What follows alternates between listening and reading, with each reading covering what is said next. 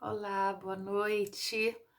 Estou aqui para dar continuidade nos vídeos que eu iniciei falando sobre empreendedorismo. Na verdade, é o nome de uma live que chama Quem Tem Medo de Empreender. E no vídeo anterior, eu acho que foi o vídeo número 8 ou número 9, eu não tenho certeza. Ele falava sobre as decisões, ou de ficar no mundo corporativo, ou mesmo de empreender.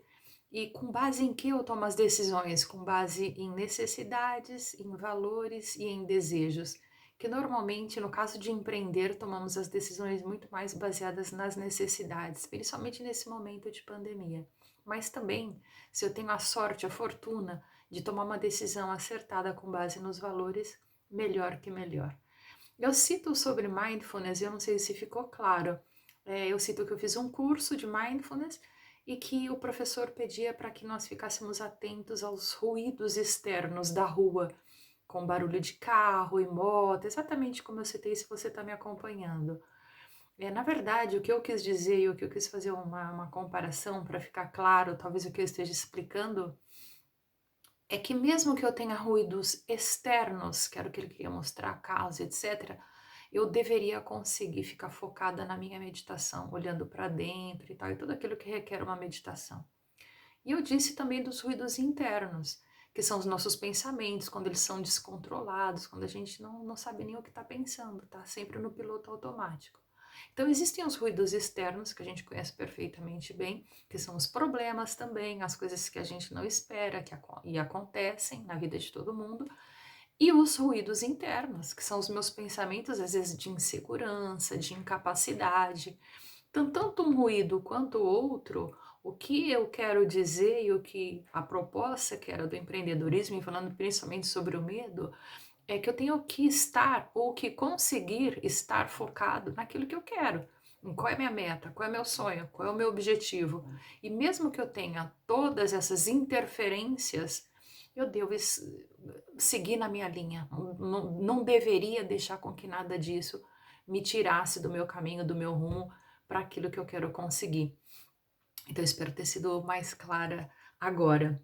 Bom, eu vou continuar falando de uma coisa chamada coerência cardíaca, que fala muito sobre isso Greg Braden. Eu não sei se a pronúncia é correta, é um cientista, eu acompanho um pouco os vídeos e eu acho super interessante.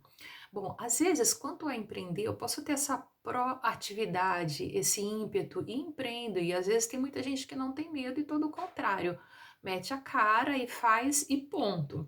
Mas às vezes os fantasmas que a gente tem no passado, as crenças anteriores, vão fazer com que em algum momento isso trava. Então é muito melhor, ao invés de fazer por fazer, pensar um pouco antes disso. Às vezes eu estou agindo em direção ao empreendimento, alguma coisa pela minha necessidade ou pelas minhas condições externas, mas eu não estou acreditando muito que aquilo vai funcionar. Às vezes eu falo, como eu falo lá nos primeiros vídeos, como para fazer um movimento, como para me enganar de alguma forma, me auto-sabotar e dizer, olha, pelo menos eu tentei. Mas no fundo você não tem certeza que aquilo vai dar certo, ou no fundo você tem até claro de que aquilo não vai rolar, que aquilo não vai funcionar. Então o Greg Braden ele fala justamente isso, sobre ele chama de coerência cardíaca ou congruência cardíaca, que significa que deve estar alinhado o que você pensa com o que você sente. Porque se eu quero conquistar alguma coisa e eu vejo que isso não está funcionando depois de várias tentativas, eu tenho que parar e pensar em como eu estou agindo. Se o resultado não sai como você quer, você tem que dar uma parada no caminho e dar uma reavaliada.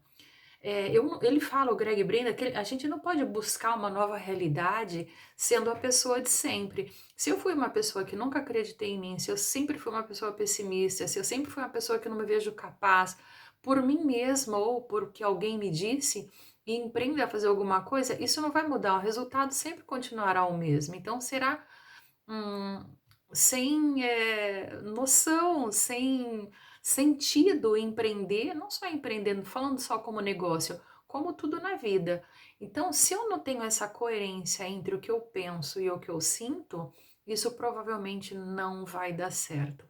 Então ele fala que eu tenho que me transformar em outra pessoa. Eu tenho que definitivamente mudar minha vida. Se eu quero mudar minha vida, eu tenho que me transformar em outro ser.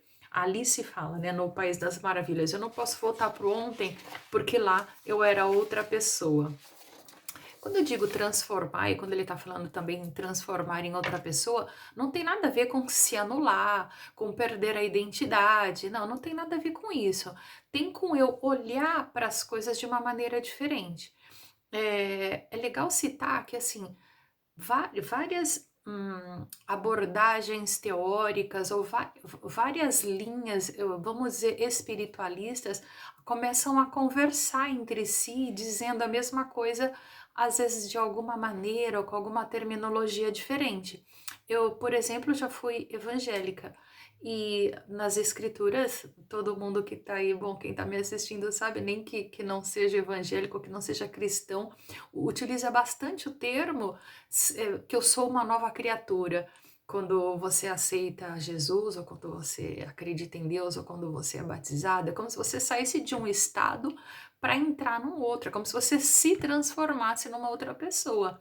Eu, nos processos de coaching, eu estudei, me formei em coaching sistêmico também, e aí também fala do teu estado atual, partir para o estado desejado. O estado desejado é o que a gente chama de estado de ânimo, estado de espírito, estado de consciência, no fim, acaba sendo tudo a mesma coisa.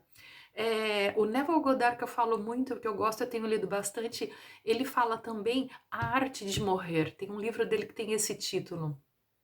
A arte de morrer para a pessoa que você era, para uma nova pessoa, para um outro estado, para conseguir e para conquistar aquilo que você quer. Eu estou lendo também um livro agora do Joe Dispenza, em espanhol chama Deja de ser tu, que às vezes a tradução é literal ou não, é como deixa de ser você. Outra vez sugerindo que você deixe de ser a pessoa que você é para ser uma nova pessoa, para conseguir um resultado diferente. Porque às vezes pensando da mesma maneira que eu pensava, agindo da mesma maneira que eu pensei toda a vida, ela não vai funcionar. Eu vou repetir resultado, vou me frustrar e pode gerar uma incapacidade, uma sensação de incapacidade ainda maior. Então não tem nada a ver com uma mudança radical de vida, mas uma mudança é que você olha para as coisas com outra perspectiva, olha para as pessoas, para a situação, às vezes com o que eu chamo de olhos novos. E eu não vejo, na verdade, nada demais mudar. Eu, pelo contrário, eu até gosto. Quanto a isso de estado, tem uma coisa que a gente fala muito no Brasil, é como assim, saiu da pobreza, mas a pobreza não saiu de mim. Entenda a pobreza como você quiser entender, eu não estou falando da pobreza em todos os aspectos que eu posso observar a pobreza. Então, assim, às vezes eu faço movimentos em direção a uma coisa que aparentemente é diferente, mas aqui dentro isso não é diferente. Então, o nosso pensamento e a nossa emoção, eles emitem frequência. Essas frequências é que devem estar alinhadas e parecidas e na mesma direção daquele desejo que você está tentando alcançar. É isso que é chamado congruência cardíaca. O que eu penso e o que eu sinto devem ser ou devem estar iguais, devem estar alinhados, porque eu penso, gera uma emoção, essa emoção ela gera uma ação, um comportamento, uma atitude, e essa atitude tem um resultado. Então, se essas coisas não estão alinhadas, dificilmente o resultado, repito, será aquele que você está buscando.